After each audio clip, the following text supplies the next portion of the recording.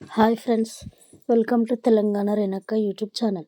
మళ్ళీ నేను మీ ముంగటికైతే ఒక వీడియోతోటి వచ్చేసిన. అదేంటంటే మా ఇంట్లో బొమ్మల కొలువు ధనత్రయోదశి రోజే పెడతా నేను. ఆ రోజు ఎట్లా పెట్టినాను అనేది, పూజా విధానం ఎట్లా చేసుకున్నాను అనేది వీడియోలో మొత్తం నేను చూపించిన క్లియర్గా. ఒకసారి చూసేయండి. నచ్చితే వీడియోని లైక్ చేయండి, షేర్ చేయండి, సబ్స్క్రైబ్ చేసుకోండి. చాలామంది దీపావళికి ఒకరోజు ముందు పెడతారు. కానీ నేనైతే దీపావళికి 2 రోజుల ముందు పెడతా. మొత్తం 5 రోజుల నుంచి తీసేస్తా అనమాట. ధనత్రయోదశి రోజే నేను పెడతా కంపల్సరీ దొంతులు.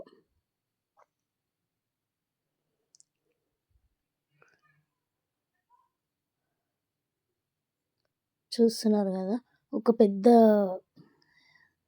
దీపం పెట్టేది, పెద్దవి కూడా దొరుకుతాయి మనకు అట్లాంటివి. నేను అఖండ దీపం ఎప్పుడు వెలుగుతుండాలని చెప్పేసి అట్లా పెద్దది తెచ్చుకొని పెట్టుకుంటా నేను. ఎప్పటికీ 5 రోజులు వెలుగుతూనే ఉంటుందని చెప్పేసి. మనం ఆడ ఒకవేళ టైంకి దీపం వెలిగించినా వెలిగియకపోయినా కూడా అట్లా పెద్ద దాంట్లో పోసి పెడితే వెలుగుతూనే ఉంటుంది, ఆయిల్ పోస్తే అని చెప్పేసి. ఇక మళ్ళీ దేవుని కాడ పూజ ఎట్లా చేసుకున్నానో కూడా నేను చూపిస్తున్నాను నేను క్లియర్గా. ఆ రోజు చాలామంది చాలా రకాలుగా చేస్తారు.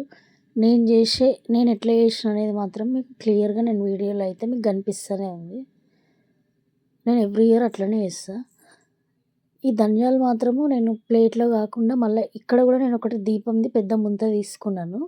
ఇంట్లోకి ఎందుకు షిఫ్ట్ చేసుకుంటున్నా అంటే, ప్లేట్లో అమ్మవారిని అంటే డైరెక్ట్ ఉప్పులో అమ్మవారిని పెట్టొద్దని చెప్పేసి నేను మళ్ళీ ప్లేట్లోకి అయితే షిఫ్ట్ చేసుకొని ఆ ప్లేట్ మీద అది పెడతాను అనమాట. ఆ మట్టి దాంట్లో ధనియాలు పోసేసి అందులో లక్ష్మీదేవిని కూర్చోబెడతాను నేను. ఫస్ట్ మనకు వినాయకుడు ముఖ్యం కాబట్టి వినాయకుడిని ఫస్ట్ పూజలు అందుకునే టైం ఏ పూజకైనా కూడా మనం వినాయకుడిని కొలుస్తాం కాబట్టి ఇట్లా వినాయకుడిని పెట్టి తీసేసి మళ్ళీ లక్ష్మీదేవి అమ్మవారిని పెట్టి ముందర ఏనుగు బొమ్మలు అయితే పెట్టిన నేను.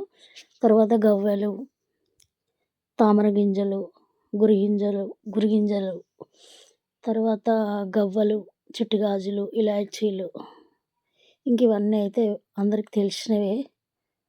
ఇవన్నీ వేసుకొని అయితే నేను పూజ అయితే స్టార్ట్ చేసుకున్నాను అనమాట. కొన్ని కాయిన్స్,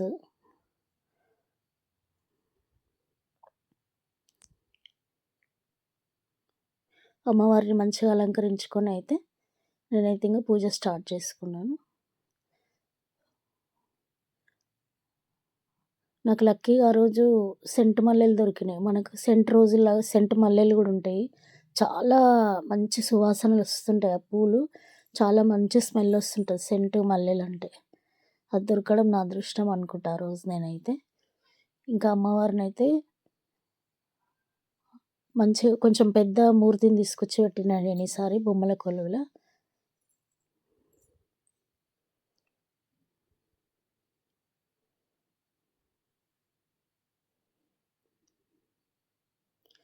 ఆ ధనియాలు ఏం చేస్తారని చెప్పేసి మీకు అందరికీ డౌట్ రావచ్చు. మనం తినే దాంట్లో కూడా వాడుకోవచ్చు. ఇంకా కొన్ని అయితే మనము ఏదైనా మట్టిలో వేసేయాలన్నమాట. ఈ 5 రోజులు పెట్టిన తర్వాత మట్టిలో వేసేస్తే అది ఎంత తొందరగా మొలకలొచ్చి ఎంత మంచిగా గ్రో అయితే మన ఇయర్ మొత్తం కూడా అంత మంచిగా గ్రో ఉంటుందని చెప్పేసి నేను ఎప్పుడూ నమ్ముతూ ఉంటానన్నమాట. నేను ఎవ్రీ ఇయర్ అట్లనే చేస్తాను. ఇక మా అమ్మ కూడా దీపాలు అన్నీ బయట పెట్టనీకి రెడీ చేస్తుంది పూజ చేసేసరికి.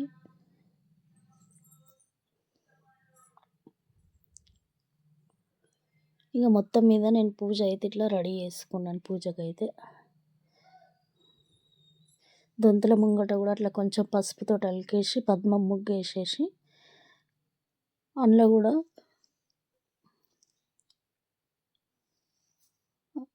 పసుపు కుంకుమ వేసేసి అట్లా పెట్టుకోవాలన్నమాట. ఇంకా నేనైతే వాయనం కింద ఒక సీతాఫలం పండు, 2 తమలపాకులు అమ్మవారి దగ్గర అయితే పెట్టేసినాను. ఒక పసుపు కొమ్ము, వక్క, ఖర్జూర పండు,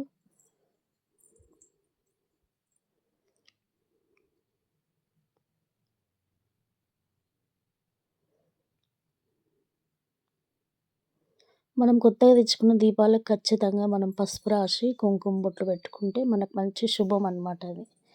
ఇంకా చాలామంది పెట్టుకుంటూ ఉండొచ్చు, తెలిసిన వాళ్ళైతే ఇగ్నోర్ చేయండి. తెలియని వాళ్ళ కోసం చెప్తున్నా నేను. అట్లా కొంచెం అందంగా అలంకరించుకొని నేను గూడా డెకరేట్ చేసి పెట్టుకున్నాను. వీడియో ఎట్లుందో చెప్పండి. కామెంట్‌లో అయితే పెట్టండి. నచ్చితే లైక్ చేయండి. మళ్ళీ ఒక వీడియోతోటైతే మీ ముంగటికొస్తాను.